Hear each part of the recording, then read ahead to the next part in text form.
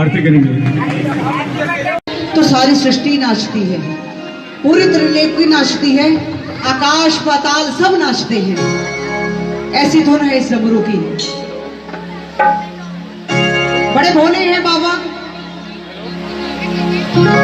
एकमात्र जिनको भोले का नाम दिया गया है भगवान भोलेनाथ, जो सबके बाप हैं। बड़े भोले हैं। भोले क्यों कहा गया? दो लाइनों की एक छोटी सी कथा है, वो सुनाती हूँ। भोले नाम कहाँ से पड़ा, भोले क्यों कहा गया? एक भक्त था मेरे जैसा, जेब में धेला नहीं। आप जैसे सेठों को देखा कि जाते हैं बाबा को जल चढ़ाने और नैवेद्य चढ़ाते हैं, कोई फूल चढ़ाता है, कोई फल चढ़ाता है, कोई पैसे चढ़ाता है, कोई रुपया चढ़ाता है, जिसके जो भाव है वो चढ़ाते हैं।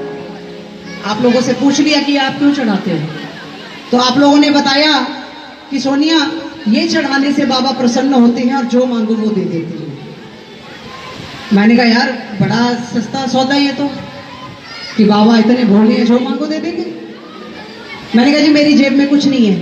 वो कहते कुछ नहीं है। मैंने कहा नहीं कुछ नहीं है। कहते चलो एक लोटा जल चढ़ा दो बाबा को, उसी से प्रसन्न हो जाएगा।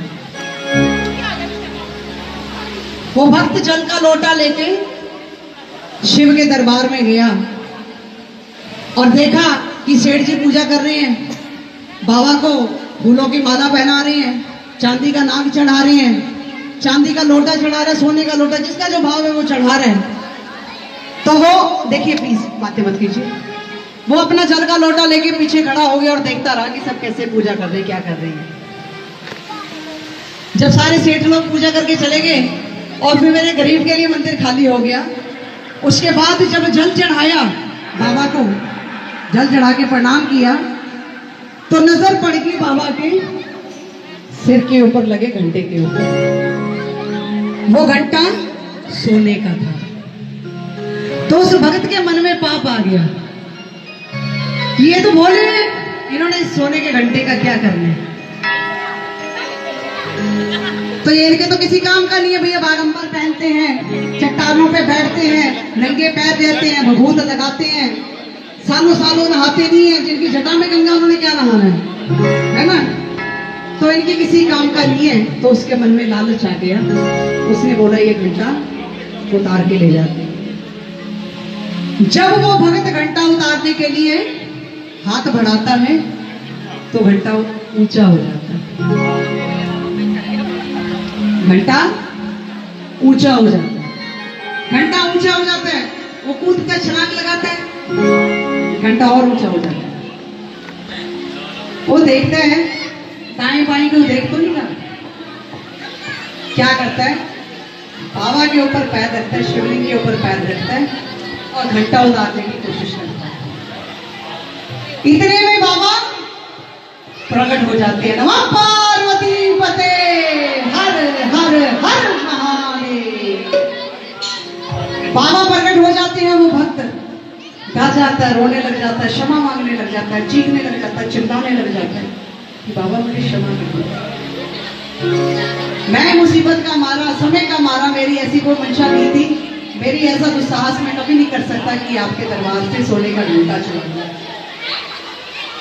अपनी गलती का एहसास हुआ, लेकिन बाबा तो कुछ और सोच रहे थे। वो जोर जोर से हंसने लगे, कहते अरे पगले, कौन सी गलती, कैसी गलती, तूने तो कोई गलती नहीं की।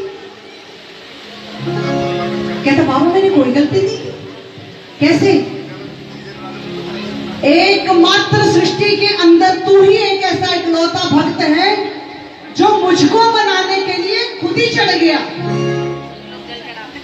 कोई जल चढ़ाता है, खरीद के ले जाता है, कोई बेलपत्र चढ़ाता है, ये डिमांड है, कोई फूल चढ़ाता है, ये डिमांड है। एक तू ही तो है जिसने अपने आप को ही चढ़ा दिया। बोलो भोलेनाथ की। तो वहां से बाबा का नाम पड़ा कि इनसे ज्यादा बोला तो।